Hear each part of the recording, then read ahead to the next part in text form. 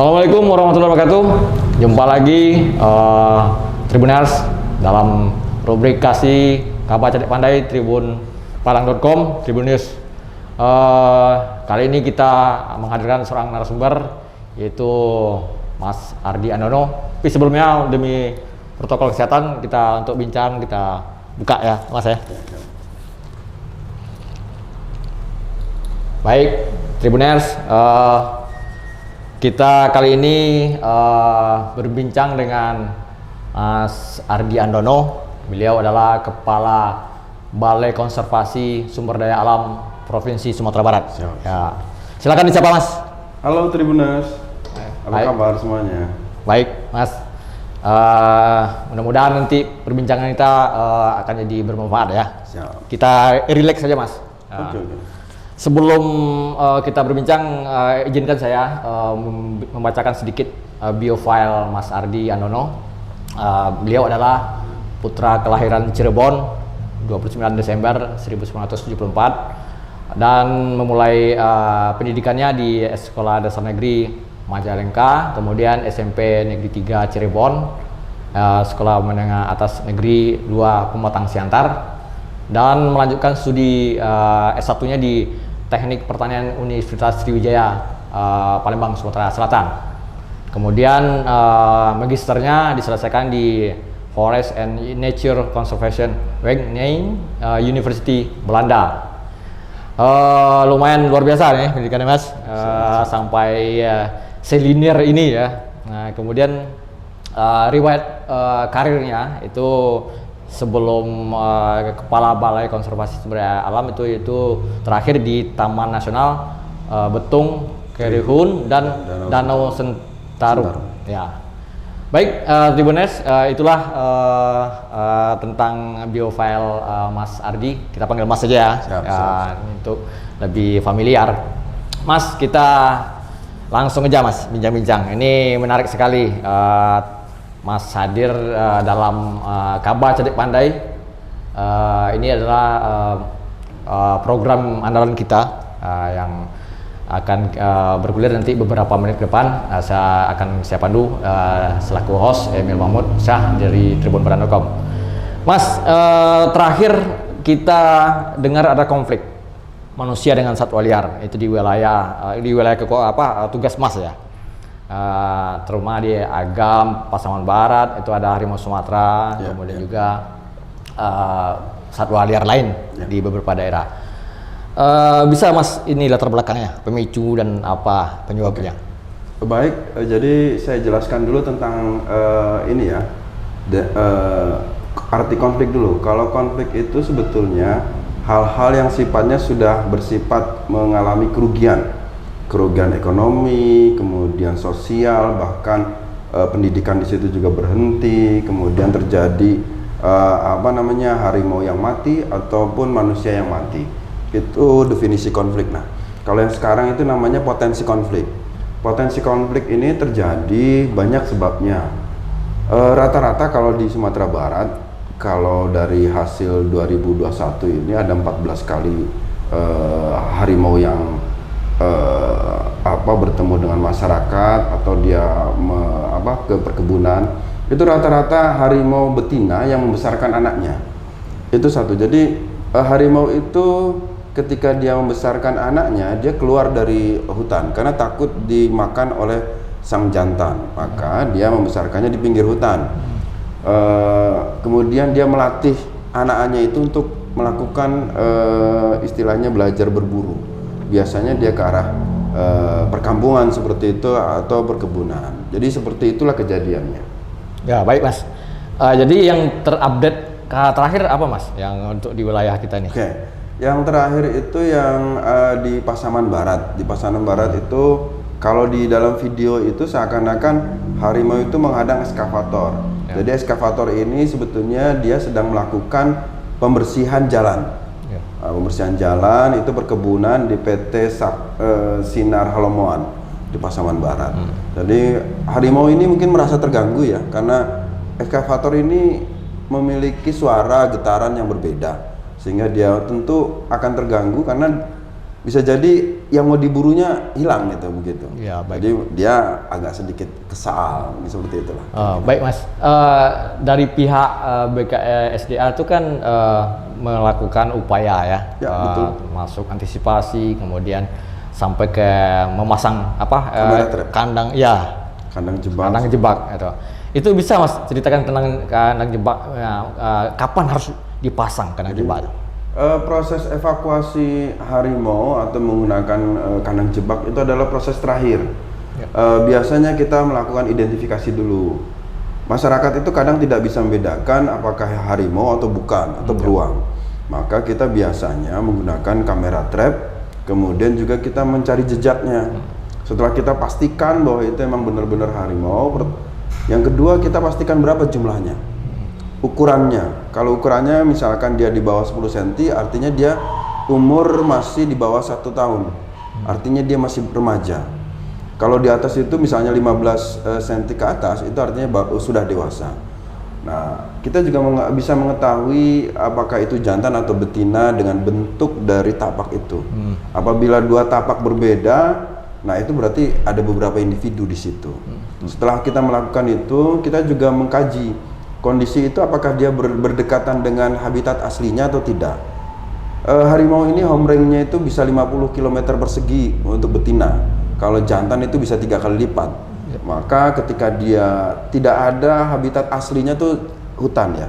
Tapi ketika masuk ke perkebunan, masuk ke sawah dan sebagainya, itu bagian dari home range-nya dia. Itu suatu hal yang wajar. Selama harimaunya itu tidak mengganggu manusia, manusia juga tidak mengganggu harimau, itu suatu hal yang wajar. Baik Mas. Ada hal menarik Mas. Sebelum dipasang kandang jebak itu akan ada juga masyarakat melakukan pengusiran ya. Ya. Itu bagaimana pula Mas? Kapan harus diusir? Biasanya kalau habitat aslinya itu berdekatan, kita melakukan pengusiran. Pengusiran itu biasanya jaraknya 1 kilo atau 2 kilometer dengan menggunakan meriam karbit ataupun spiritus. Tapi apabila itu terlalu jauh, seperti kejadian yang tahun 2021 di Pasaman Barat, itu jaraknya 7 km.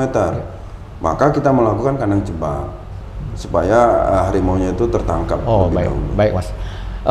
Kemudian harimau itu yang sudah tertangkap ya, itu kan sudah tertangkap, itu observasinya bagaimana prosesnya Mas? Jadi pertama, harimau itu kan kita harus tahu dulu dia keluar kenapa. Apakah dia sakit? Satu. Yang kedua, apakah dia cacat? Cacat itu bisa terjadi misalkan habis perkelahian antar jantan, ataupun jantan melukai betina, atau juga adanya orang yang memasang jerat. Biasanya di Sumatera Utara, Riau, Jambi itu banyak sekali jerat, sehingga banyak harimau yang tangannya itu, kaki depannya itu luka. Apabila dia luka, artinya dia tidak bisa lagi berburu. Habis itu kita cek juga kesehatannya, ada masalah tidak dengan kesehatannya. Biasanya itu apakah dia biasanya ada kena parasit, kemudian ada gangguan lainnya, giginya juga bisa kena masalah. Apakah sebab itu? Maka kita lakukan observasi. Setelah kita sudah pastikan selama 2 hari itu kondisinya sehat, cek darah juga sehat, maka apabila itu memungkinkan untuk dikembalikan, maka kita kembalikan. Baik. Mas, kemudian ketika selesai proses itu, tahapan itu kan kemudian dilepas liarkan. Ya. Nah, itu bicara lokasinya, pemilihannya seperti apa Mas? Jadi kita ada namanya assessment. Assessment itu bagaimana kita menilai suatu kawasan. Pertama adalah dari sisi pengamanannya dulu. Apakah masyarakat di situ tidak ada yang berburu? Yang kedua, masalah pakan. Apakah pakan di situ tersedia? Yang ketiga, adakah harimau lain di situ? Apabila ada harimau lain, jantan lain atau betina lain, maka kita carikan tempat yang lain supaya aman. Setelah itu baru kita melakukan pelepas liaran. Baik Mas, artinya jelas ya di situ ya Mas ya. Kemudian yang terakhir itu kan agak menjadi fenomenal itu kan harimau Sumatera yang dinamai putih maua agam. Nah ini Mas, ini menarik juga Mas. Ini kan ada kaitan juga dengan apakah benar karena pakannya mulai berkurang akibat kematian massal dari babi hutan yang akibat virus tadi Mas yang kita singgung virus African Swine Fever Oke.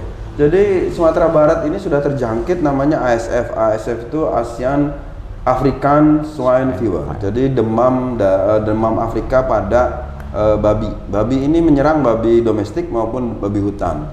Nah, apabila dia terkena penyakit ini, maka babi hutan itu akan mati serentak, bisa puluhan. Sebulan yang lalu di Agam itu diketahui 50 ekor mati. Di Pasaman Barat juga ratusan, bahkan hingga Damasraya. Hal ini menyebabkan harimau juga berdampak, sehingga mereka keluar. Babi hutan itu memberikan asupan pakan bagi harimau itu sekitar 20%. Sebetulnya harimau bisa memakan beruk, kera, kancil dan lainnya seperti itu. Ya, baik. Kemudian Mas, masih tentang virus ya. Ya.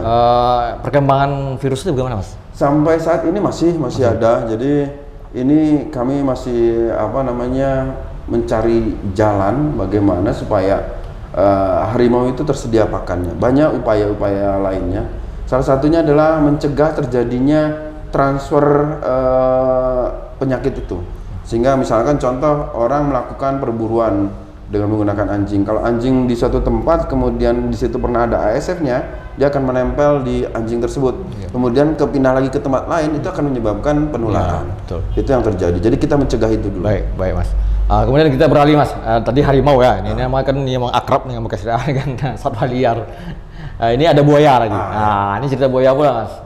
Nah, ini kan terakhir yang agak tragis itu kan seorang anak gadis ya, Belia, dia yang di Sungai Batang Masang, Nagari Mangkopo, Bu Pasong Agam. Itu kan ya kita bersedih ya, turut bersedih ya dengan keluarga. Nah, itu gimana Mas?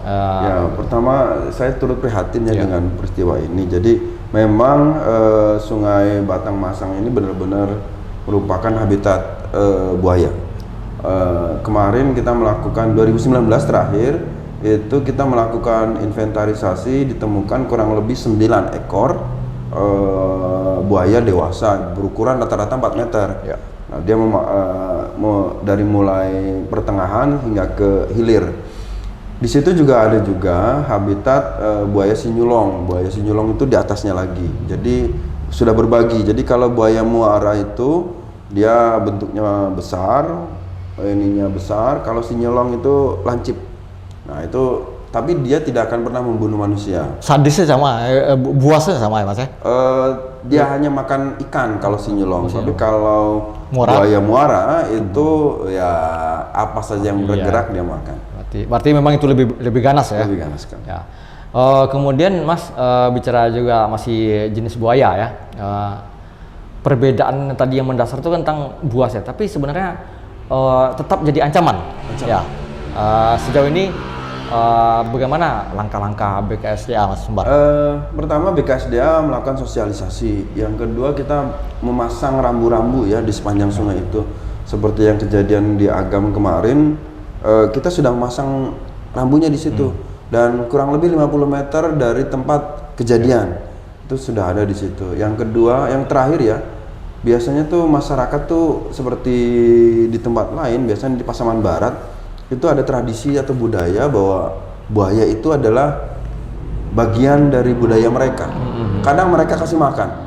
Nah, hal-hal seperti ini sebetulnya bisa kita lestarikan sehingga masyarakat tuh aware, oh buayanya ada di sini. Iya. Itu salah satu bagian dari deteksi dini manusia memberi makan, jadi tahu di mana ada buaya. Kalau tidak seperti itu, maka kita tidak tahu buaya itu ada di mana saja. Betul. Nah, ini yang perlu kita berikan sosialisasi ke masyarakat. Oke, baik Mas. Itu dari segi teknis ya dari pihak BKSDA. Kemudian juga kan kita juga dengar ada di lokal ya, ada namanya tim patroli anak negari atau Pagari. Nah, itu bisa Mas jelaskan bagaimana koordinasi Mas?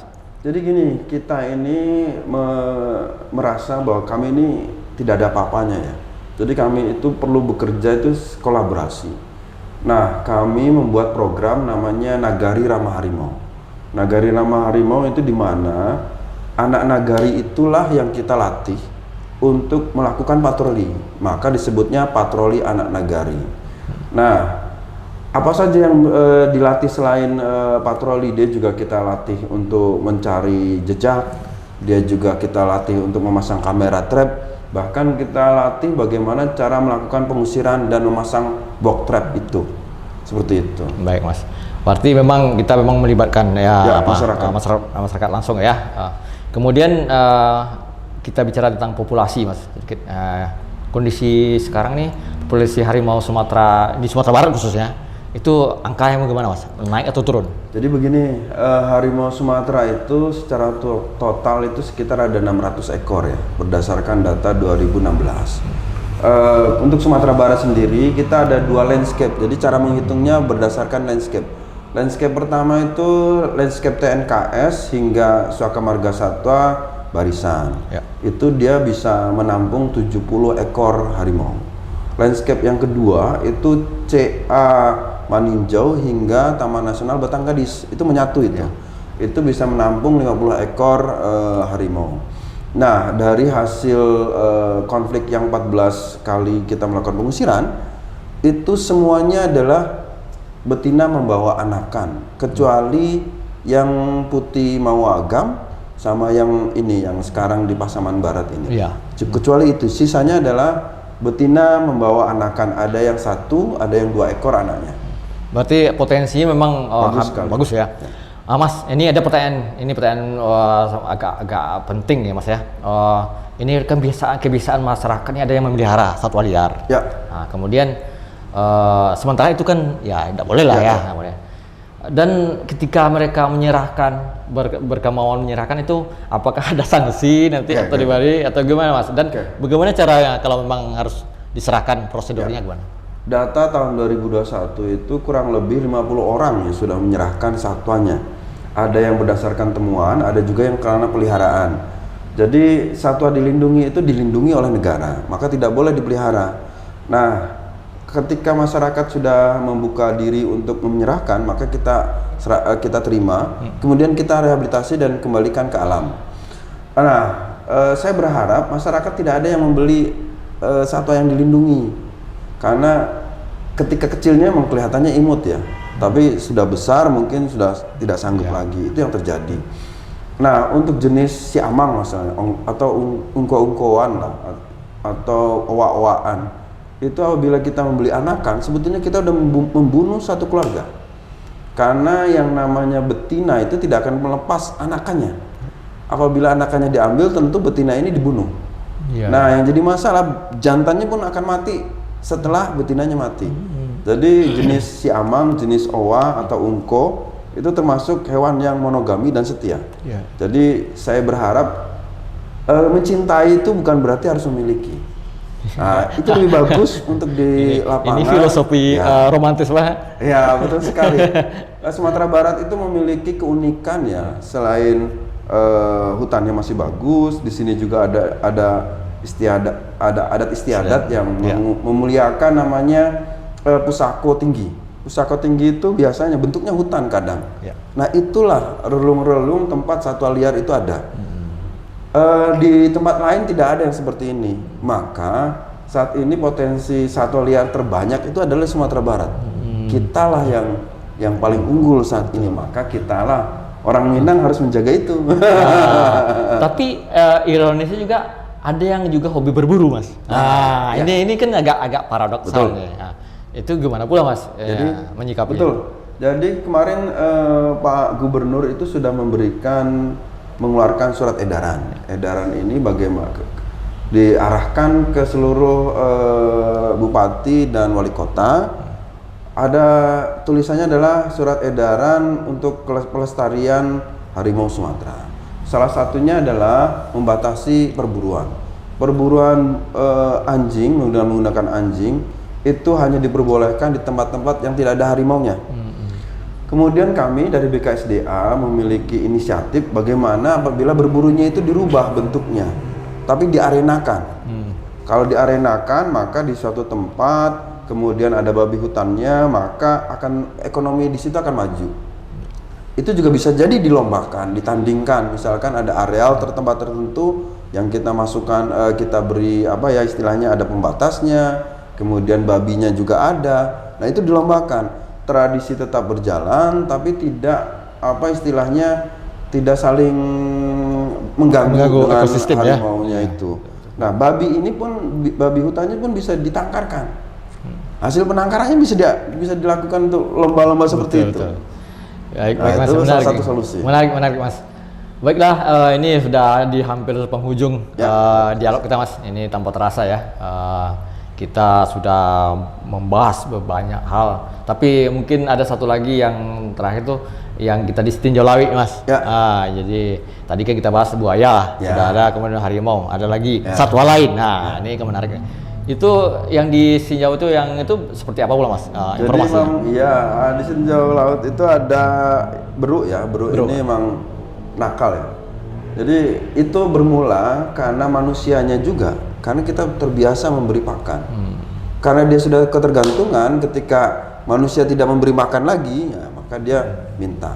Nah, saya menghimbau lah kepada masyarakat, ya walaupun kita memiliki hati yang dermawan, jangan sekali-kali memberikan pakan kepada satwa liar. Dengan seperti itu mereka akan merubah perilaku. Kalau sudah berubah perilakunya, maka kita juga yang rugi. Seperti itu. Baik, Mas. Ini perlu Tribuners ini icamkan ya. Nah, ini untuk apa imbauan. Sekalian untuk closing, Mas. Ada catatan penting mungkin bisa disampaikan untuk Tribuners dari uraian kita dari awal tadi. Kalau ada yang baik penting. Jadi saya berdiri di ranah Minang ya. Orang Minang ini memiliki kearifan lokal yang sangat tinggi. Salah satunya adalah menghormati harimau sebagai inyek balangnya, kemudian juga termasuk buaya dan satwa lainnya. Keramahan orang Minang terhadap satwa ini itu berbeda dari tempat lain. Maka kami sendiri di sini sangat terbantu oleh masyarakat di sini. Nah, saya berharap kedepannya janganlah berubah sifat itu. Turunkan pengetahuan lokal itu kepada anak cucu, sehingga anak cucu ini bisa mengetahui dan melihat harimau di alam liar. Betul, makasih Pak. Ini luar biasa Mas. Mudah-mudahan ini menjadi referensi bagi kita semua dan Tribuners sekalian. Baiklah, kita sebelum tutup ya sekali lagi terima kasih Mas atas perbincangan dan kehadirannya. Lebih dan kurang mohon maaf kalau ada yang salah. Tadi juga acara ini terselenggara berkat tim dari tribunpadang.com, juga support dari Tribun News di Solo. Wabillahi taufiq wal hidayah. Wassalamualaikum warahmatullahi wabarakatuh. Waalaikumsalam warahmatullahi wabarakatuh. Salam lestari. Terima kasih sudah nonton. Jangan lupa like, subscribe, dan share ya.